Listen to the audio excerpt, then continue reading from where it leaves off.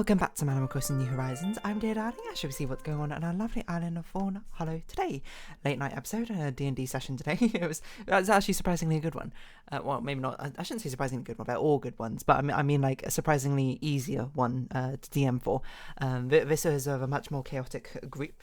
Or maybe not, more unpredictable group who are actually reasonably predictable this time. Or maybe I've just done so much preparation now that I can reasonably predict what they're going to do. Not everything, mind you, but yeah, I don't know what we're going to talk about. Like, I just have like a grab bag of conversations in my mind. Good evening, everyone. Right now in Fawnhallow, it's 10:41 p.m. on Friday, April 12th, 2024. I would say like, I'm not going to say what exactly happened with them. D&D session because they haven't quite got to the bottom of it. They're basically kind of in a mystery right now. But part of the thing which happened is that they're at this other location. And I'm trying to give some backstory to this, but there's 4 of them. Each with very different characters, one of them being like this sort of like rather dramatic, sort of flamboyant who sees beauty in all things. One of them being a very sort of like traditional cleric who wants to do good by the people. One being a sort of like a loner mercenary who is this kind of more, not obsessed with money, but like more about the dollar over them. Anything else, and one of them is basically, I describe him as like a gym lad. A gym lad is sort of like a muscle brain. So that's basically for context of 4 party members. And then this was something which was bubbling, which for ages. But basically the gym bro person was like, hey, it would be really cool if I had like a rival or something, so someone for me to face, and you know, when we can, I mean, his character feels very sort of shonen-esque, so in my mind I was like, oh, just like a Pokemon rival or something like that. So I was like, yeah, don't worry, leave it to me, yeah, you'll see your rival at some point. And then he finally met his rival today. Or like he saw his rival, but like he didn't have much of a conversation. And then they went outside, and then they talked to this Lockstone person, and then they like basically tried to investigate the mystery for ages. Some like really crazy stuff happened with the mystery investigation, which it was very confusing for. Well, confusing where they're just like, what the heck is going on? And then they went to have a conversation with Lockstone again, and they went back inside and then started talking to whatchamacallit? The rival. And the rival had one of his other party members there as well, and then that party member went to talk to one of the much more flamboyant member in a very flamboyant manner themselves, and then the character who's playing the flamboyant character, I don't know if this is probably like impossible to follow on to, was just like, wait a minute, dear darling, are all of these characters meant to be foils of our own? And I was just like, yes, finally you spoke to them, because that was something which has been bubbling up for ages. Like, you had an idea for ages, and I was just like, oh, it's going to be so funny when the reveal happens. But when that friend asked me to be like, can I have like a rival character, initially I was just going to make him like a Gary Oak. He was going to turn up, he was going to be like really annoying, and then like get on my nerves, and then I'll like all the characters would like hate him. But he was not, he was just more like a little annoying gremlin rather than like an actual enemy or anything of that case. And I was like, no, that's like a bit boring, you know. Like, what are the other people going to do when like the rival appears? It's like, oh, the rival appeared, and like that's it, and then they're just going to like stand around, I suppose, while they have this story moment. I mean, like, of course, as story moments go, you got to sort of trade off who gets the spotlight here and there, but it didn't sound particularly engaging for the other players. So then I was like, wait, if he's going on his own adventure, this rival, he's got to have his own adventuring party. So at the time, I just like made some like random adventuring parties and then thought nothing of it. And then like a month and a half ago, I was like, what if the adventuring party was basically the exact, because this rival character is meant to be like not an exact copy, but like a reflection of one of the player characters in the first place. And I was like, what if I just made the rest of the party reflections of the other characters as well? And it was bubbling up for ages, and I was just like, oh, you know, them going to this other place to investigate this mystery is like a really good time to introduce them. It was basically a huge party, but then for like the past 3 sessions, they like haven't got, like, I planned this for like 3 or 4 sessions or something in advance. Like on the first session where we were going to do it, like we didn't actually end up going to the party immediately. We ended up doing some other stuff. It was basically a shopping episode. And then the second one, they went there, but then they started basically investigating everything before the party had even started, really. And then the third one, wait, was it the third one or was that this one? Maybe it was this one. It's like, for the longest time throughout this entire thing, they like saw the characters there, but then they just like didn't talk to them. The only one that the interaction they had was like a passing glance with a rival, who the rival didn't even notice them. but it just worked out so perfectly that they were talking to his Loxodon character for ages. Not for ages, and being very suspicious of him because there were some suspicious happenings around him. Whether he's involved or not, I can't say. I shan't say. Before discovering that he's got like his adventuring party of his own, and then like finally going back in and speaking with a rival and seeing this other adventuring party, and just having that sort of like confirmation, being like, wait, these are just us, like a different us. And I was like, oh my god, you don't know how long this has been like turning over in my head. That was like a really funny moment, and I'm glad it ended up happening so funnily. One of my players very, very astute with her observations. She never says, you know, I think this is why their group ends up being more unpredictable. Because my group are reasonably astute with their observations as well, but like they have open discussions about what they think is going on. But this player in this other group, like, observes the things and makes note of them in her head, but she doesn't say anything about what's going on. So I have no idea whether they actually picked up on the thing or not. And I mean, you know, as a DM, you've got to make a decision and be like, if it doesn't seem like the group has got understood what's going on, then I got to like drop another hint or some way. It's really helpful advice I read her. It's basically there should always be at least 3 ways. If there's something that you want, like a clue or information for the party to discover, there should be at least 3 different ways for them to potentially find it. But no, it turns out that she was thinking it from that conversation with Loxodon. I didn't actually ask, but I assume when he mentioned that he had like his own adventuring party of 4 people. It's just funny moment. We haven't even met the 4th person yet. It was great. I need to practice their voices more, because I could not remember the voices like at all when I was doing it, because I was just like, oh, you know. I mean, to be fair, in this entire scene, it was like 10 or something, 11 different NPCs that they could talk to, and it's very difficult to keep track of it as they sort of go back and forth. Anyway, it was worth it all in the end. It's such a funny moment. Sorry, enough of these D&D stories. What should we talk about today? I don't see that spooky image drawn by that. I don't even know who the artist was called. I just like saw it scrolling through Reddit. Maybe you'll know it as like a super spooky image of like a person. How would I describe it without spoiling it? I suppose a person looking in the mirror and like a bloody demon, I suppose, behind them. Amusingly, that spooky image actually didn't spook me. Not in the sense that you might expect. Like, I had a quick glance at it, but then like I closed it and I was like, oh, it's like your generic sort of like horror-esque picture. But there's actually, you know, it's actually a lot spookier than that. But I didn't actually get a good enough look at it to realise how spooky it probably was until I was reading the comments, where basically every single comment was like, what the heck, that scared me. I was like, what's going on? And I looked at it later and I was like, whoa, that's actually kind of cool. I don't want to spoil it for you, I suppose. So I don't know how I'd find it, because I don't even know what it's called. I don't even know like what Reddit was on. I think it was just on the front page of Reddit or something. No, it might have been in like, what was it called? It was a random subreddit I stumbled upon late at night, which is probably not a good time to look at these spooky images, but it was like a characters based subreddit. I don't remember what it's called though. Like character concepts, is that right? I don't know. I mean, I could try and find it again. Like characters? Does that come up?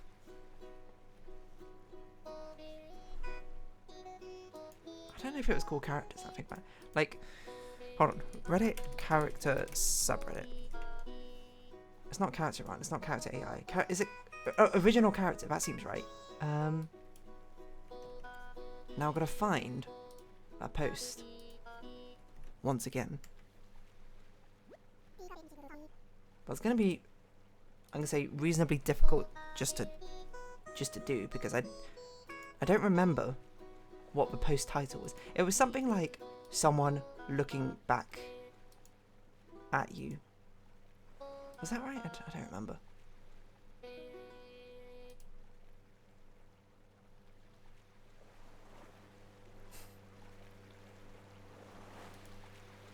Where is it?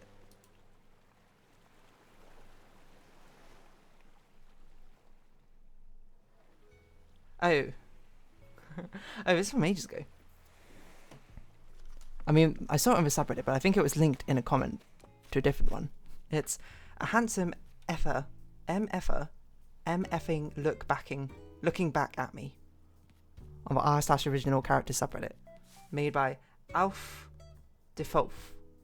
ALFDEFOLF. I'm not even gonna open it again. It's actually quite spooky. I'm not gonna lie.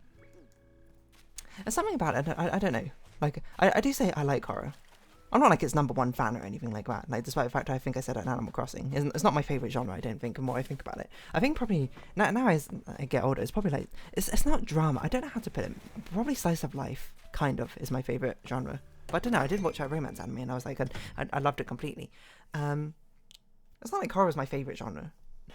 And I mean, I say I have muted reactions to things, but it's not like I don't want to see super spooky things. It kind of depends on the spook, you know. Spook in like a sort of like eldritch horror, like grotesque, maybe not grotesque necessarily, but like how would I put it? Like seeing like an eldritch abomination, a scary eldritch abomination, or like a scary like street is spooky. And I'm just like, yes, that's the sort of horror I like to look at. Like horror, I guess I would like aesthetic horror, but this one is just kind of like the equivalent of I don't know what's that like jump scare picture, like Jeff the Killer or something, right? It's kind of like the equivalent of that. Which is, I mean, it's not my favourite horror, I would say. It's certainly spooky. I don't know, something about like piercing eyes, I think, staring back at you make it particularly scary and spooky. I remember the first time I stumbled across Jeff the Killer. It was such like the first time I got jump scared. Like everyone knows a jump scare of the maze. You do the maze, and then like a zombie girl or something appears, and then you know there's so many sort of like viral videos reacting to it. I think everyone knows about it now. But I remember the first time I got jump scared, I suppose, like on the internet. It's not even like a very interesting thing, which is why I don't even know why this person did it, like whoever made it. But I think I like learned about the concept of colorblindness. I was like, whoa, I didn't know like people could be colorblind. How does that work? I wonder if I'm colorblind. So I think I looked up a colorblindness test, and it was just like showing me like numbers, like do you see the number here? Do you see the number here? Do you see the number here? And then for some reason, after like the 10th question or whatever, it just like jump scared like a flashing picture of Jeff the Killer. And I was like, whoa, what the heck? It was really quite spooky. Like, I'm not gonna lie, it scared me a lot. Jump scares can be scary, but they're also not very satisfying scary, in my opinion, in my personal opinion. I much like the rising tension. Whoa, life. I much prefer the rising tension of something like Hereditary than necessarily jump scare of like, I don't know, Five Nights at Freddy's. But Five Nights at Freddy's are kind of more on the comical side, if anything. I guess what I'm saying is like, the scary jump scares which actually make me jump scared, I don't like. Because then I'm just like actually being scared by jump scares. What's the point of that? Which is, I guess, not the point. But I mean, it kind of is the point. And I think I'm getting this backwards here, sort of. When I find the jump scare comical, or when I'm sort of like, oh, but I'm like, oh, that's fine. But when I actually find it scary, I guess I'm just like, I don't really like that. Maybe I don't like being scared. That's true. Probably. I don't really know. Well, I don't know. Well, actually. Because I was going to be like, maybe I don't like being scared, but I like the concept of haunted houses and roller coasters. But then I think about it more. I'm not scared on roller coasters. It's more of an adrenaline rush. I find. Like, I've had this conversation before where I don't get scared from, like, heights and roller coasters necessarily. And from the conversations I have with friends is that the sensation that they get from it, while we might feel similarly from the sensation, it's sort of like, in my brain, I interpret it differently. That feeling of, like, weightlessness in your stomach, it can make, I've heard it being described as both scary or like nauseating, but for me it's the equivalent of something like an adrenaline rush, which is weird. I don't really know how that works sort of brain-wise. So now I think about it, maybe I don't like being scared. It's probably misleading for me to say that like horror is like a genre I like then. Because then that gets the impression that it's like, oh, you like being scared. I don't know if it's I like necessarily being scared. It's more like the things I find scary. I mean, there are things I find scary. I suppose very creepy images like Jeff the Killer jumping out at me and screaming probably is quite scary. But it's more like, I don't know how to put this. That's not entertaining or interesting to me. I guess I like the aesthetic of horror. The reason a lot of it is so palpable is because when it's like fictional, my mind has that separation from fiction and reality, so thus it sort of feels like detached. But you know, anything sort of like jumping out at you and screaming is always like, or can always be pretty scary. Like I mean, like imagine like you sort of like turn a corner and like a car is charging towards you. Like I would find that scary. I'm not going to say I don't find that scary. I don't know. I've never really thought about this. I'm making like a lot of discoveries about myself. I feel like recently these Animal Crossing episodes. Anyway, it's a well drawn image, like conceptually, and like I presume by now, if you've looked it up, you would have found it. If you haven't, then I don't know. Then sorry, you'll have to search on Reddit. Wait, what was it called? No, I shouldn't have closed it. A handsome MFing look back at me, but replace the MF with what I'm censoring. I assume you've looked at that image now if you particularly wanted to see it. But basically it's an image where you look at it and it's basically someone looking into the mirror and there's like, oh, a new recipe. And there's like a bloody demon sort of like behind them, and there's sort of, the reflection is like looking scared and like clutching themselves and that sort of thing. And you look at it and you look at the horrific demon and you go like, yeah, that's pretty scary. It's like a demon without eyes or something, I don't remember. And it's sort of like lurking behind the character. I'm trying to remember, it's like all very red, it looks very demonic, maybe it's got like an open eye, it looks pretty spooky. But then you look at the actual person themselves, not the reflection in the mirror, and then you realise that that is actually a jump scare in itself, where what you thought might have been just been the back of a head is actually like another sort of like Jeff the Killer face staring straight at you. and I'm like, that's why so many people get jump scared by it, because you don't look there first, you look at the demon, and then you go like, oh, I want to see what the demon looks like in real life. If it's not there, then you look over to the non-reflection, the actual physical person, and you go, whoa, holy. And for me, it wasn't ruined because, you know, I have like nerves of steel or anything. It was ruined because I closed it, but I didn't actually just look up a real life person. I just saw it in my periphery and was like, oh, that's just like a person. I didn't look any closer. I looked at the demon and went, that's a pretty cool demon. That's it. Which I find quite funny, to be perfectly honest. I don't know. I mean, like, jump scares are scary, like, inherently. Like, it's, or at least designed to be scary. That doesn't necessarily mean you find every jump scare scary. It kind of depends on, I suppose, the situation surrounding it and, like, exactly what's happening. But, you know, spooky image combined with loud noise is generally scary. Amusingly, now I think about it, I feel like I've been jump scared more by things which are not necessarily jump scares than actual jump scares. But again, I don't really seek out jump scares. Because, as I said before, it feels like the lowest hanging fruit of horror. The same way that, like, I don't know, like fart jokes might be the lowest hanging fruit of comedy or something. It's just like, why would I bother looking that out? Looking out for that or something. I don't really seek it in the first place. To be honest, I don't really seek out that much horror, that sort of thing, unless it's like Junji Ito, I suppose, or like Hereditary, whoever that director is.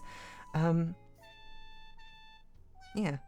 I mean, I've not met someone who is like so unafraid of jump scares that if something jumped out of them, they wouldn't completely be like, whoa, at least. It's weird, it's spooky, you know? But it's also kind of boring in the same right. I mean, this is where it's like, I mean, I understand the point of it, because the point is to get that sort of like split second, like, whoa, that adrenaline spike in someone, and it's kind of like a prank. And at the end of the day, it's reasonably harmless, I would say. For the average person, it's probably not harmless. Obviously, there are people like, you probably shouldn't just jump scare like an elderly person or anyone with like heart issues, or someone who would like generally be scared or is in a precarious situation. But for like just like your friend sitting down on a computer showing them like a maze with a zombie will jump out of them, I suppose if they complete it or if they fail, then relatively harmless as things go. It's a thing where it's like, it's relatively harmless, but it's also not that funny, in my opinion. Well, I don't know. It kind of depends who's being jump scared. So some people have very sort of lively reactions. Like, there's this really famous comic. I think it's a Korean one, I can't remember, where basically you sort of scroll down. I'm going to spoil the comic for you. And it's about this woman, I can't even remember what the plot of it is anymore, to be perfectly honest, but it was like this woman in the street lamp late at night, and basically what happens is you start scrolling to read a comic, and then eventually at some point like the tension mounts, and eventually the comic takes over your like scroll wheel, and it automatically scrolls and plays an animation of like a woman with like a scary like nose, sunken eyes, or like bleeding mouth, and she's like charges out of a screen at you or something. It's actually a really cool conceptual way of doing it, I'm not gonna lie. Because it's not an actual GIF, it's just like scrolling at the perfect speed. It's like it almost plays a video, I suppose, when you didn't expect it, but it doesn't have to load in video. All the images are there, it just sort of scrolls for you. And it is spooky, don't get me wrong. And I remember I showed it to one of my university friends, and maybe I'm sort of like the devil who also puts out these same devilish pranks, fiendish pranks, and he was quite spooked about it. He's like a very grandiose person, but he actually, you know, he's surprisingly, for someone who's so scared of horror, actually quite likes horror. So I guess he's actually someone who I would say, you know, if anything, he's kind of braver than me. He's actually sort of like actively looking to get scared and being scared by it, when I'm not actively looking out. And even though you might see on the surface, oh, my reactions are much more, what the heck was, oh, I hit my microphone wire, much more dulled and much more indifferent to his, I think he's probably actually braver than me. You know, shout out to you, university friend who I haven't spoken to for quite a while. He was a fun guy. Anyway, I remember he sort of like dived from his chair onto the ground. I mean, he told me afterwards that he's actually seen it before, but he just kind of forgot what happened. So who knows? Maybe he was playing it up or something. Yeah, I don't really know jump scares. And I've never really thought about that as a thing, where it's like, I like horror, but I guess I don't actually like horror in the same, not in the same way that other people necessarily do, because I don't think everyone out there is looking for horror to be like, yeah, I'm gonna get scared. I feel, one, that's a very brave thing to do. I think a lot of people like horror because they don't necessarily get scared by it, and they like find it fun or cool, or like have that detachment from fiction and reality. With me, I think I just kind of like the drama, but the sort of drama with attention, which is why I always go like Hereditary and Parasite. I love them so much. And then the other, you might be like, oh, what about slasher flicks like Friday the 13th or Saw? The first Saw I thought was pretty good. The rest of the Saws I haven't really seen because they just kind of seem like splatterfest. And I'm like, it doesn't seem very interesting to me. That's interesting. I'm having sort of breakdown in horror, but I do like the horror aesthetics. Like the spooky things in general are kind of fun, I think. I've never really thought about that.